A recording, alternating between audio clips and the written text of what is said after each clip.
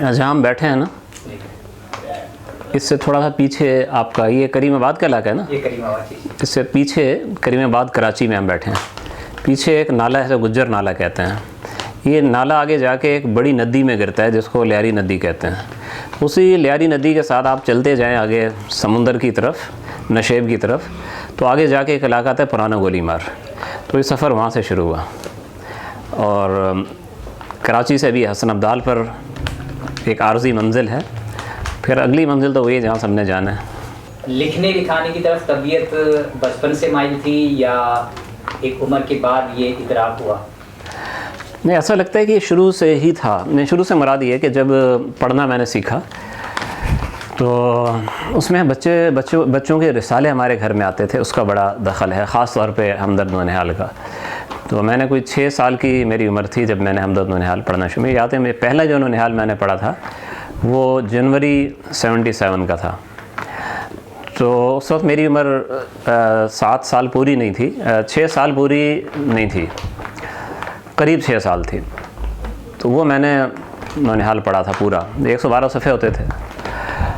تو پھر میں بڑے بھائی سے پوچھتا تھا کہ قاری محبوب صاحب ان سے کہ اس میں کیسے چیزیں آتی ہیں. تو ایسا پتہ لگ گیا کہ لوگ لکھ کے بھیجتے ہیں، اور لکھ کے بھیجتے ہیں تو پھر وہ لکھی چیز جو ہے یہاں پہ اتنی خوبصورت کیسے لکھی ہے. تو پھر ایسا مجھے بتایا کہ مشینیں پھر اس کو اس طرح سیٹ کر دیتی ہیں.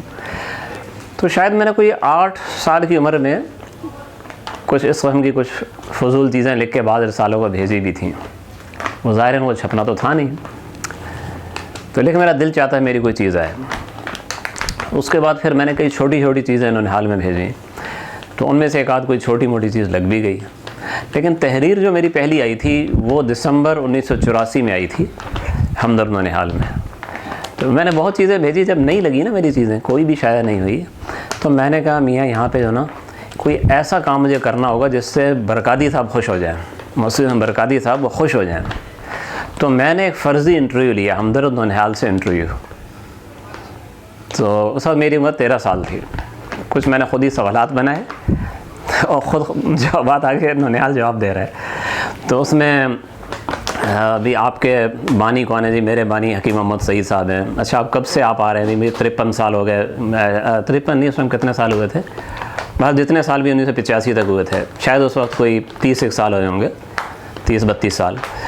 تو اتنے سال سے میں شائع ہو رہا ہوں. تو کبھی ناغہ ہوا نہیں. میں ناغہ کیسے کر سکتا ہوں؟ حکیم محمد سعید صاحب کے ہاتھوں میں پلا بڑا ہوں. تو جب وہ ناغہ نہیں کرتے میں کیسے ناغہ کر سکتا ہوں؟ اچھا برکاتی صاحب کے بارے میں کیا کہیں؟ برکاتی صاحب تو ماشاءاللہ انہی کے ہاتھوں نے مجھے سنوارا ہے، نکھارا ہے، اس قسم کی وہ. تو میں نے وہ غالباً بھیجا تھا غالباً ستمبر میں، اور دسمبر میں وہ شائع ہو گیا ترجیحی بنیادوں پر وہ. تو اس دن تو میری حالت وہ تھی کہ میں کیا بتاؤں. اچھا اس پہ پھر حکیم سعید صاحب نے مجھے ایک کتاب بطور گفٹ بھیجی تھی، ابھی میرے پاس محفوظ ہے.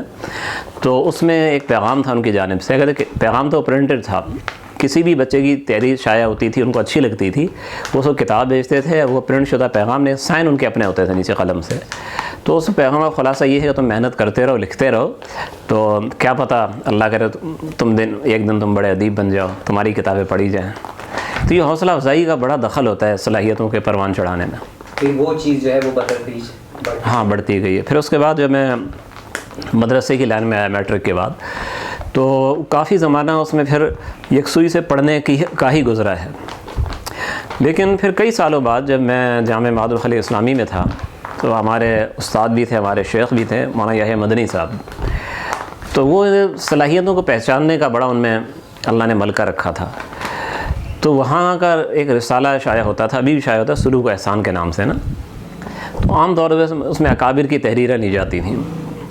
تو حضرت نے مجھے اس رسالے کے میں خدمت کی بہت ساری چیزیں مجھے دیں. تو مجھے تب سمجھ میں آیا پریکٹیکل کے رسالہ طبع کیسے ہوتا ہے، کیسے وہ کتابت ہو رہی ہے، کیسے ٹریسنگ پہ جا رہے ہیں، اور کیسے اس زمانے میں کمپوزنگ نہیں، سارا کام ہاتھ کا مینول کام تھا.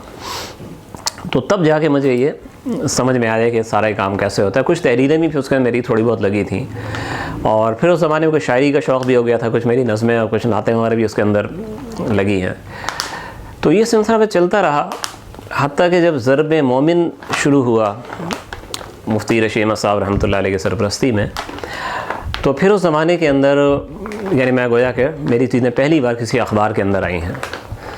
پھر اخبار میں مفتی عبدالرحیم صاحب نے مجھے کہا آپ کالم بھی لکھا کریں، علماء اسلام آیا تو کالم لکھا کریں۔ اچھا اس وقت ایک چیز اور تھی کہ ساتھ میں مجھے بہت زیادہ طبیعت میری تاریخ کی طرف تھی، تاریخ کی کتابیں پڑھنا۔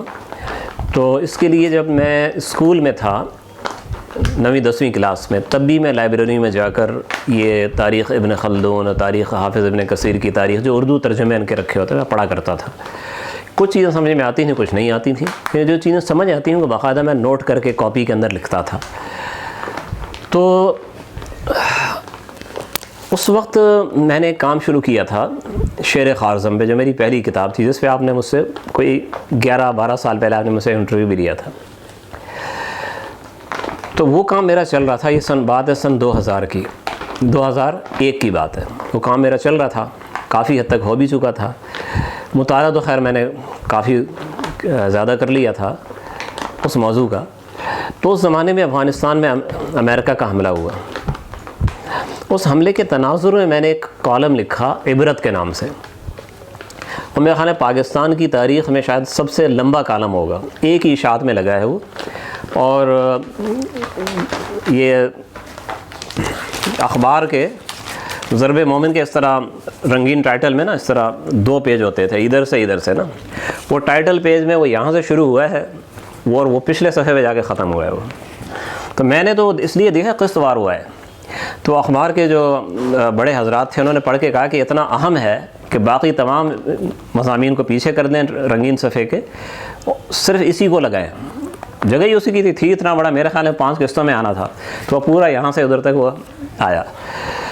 تو اس کے بعد پھر مجھے جو بڑے تھے اخبار کے ضرب مومن کے، ان میں بڑے حضرات میں سب سے بڑے مفتی عبدالرحیم صاحب تھے، مؤسس جامعۃ الرشید کے، مفتی ابو لبابہ صاحب، شاہ منصور صاحب، قاری شاہ منصور کے نام سے بھی لکھتے تھے، قاری عبدالرحمان صاحب تھے، یہ سب ہمارے بڑے حضرات تھے، ان سے ہم نے بہت کچھ سیکھا ہے۔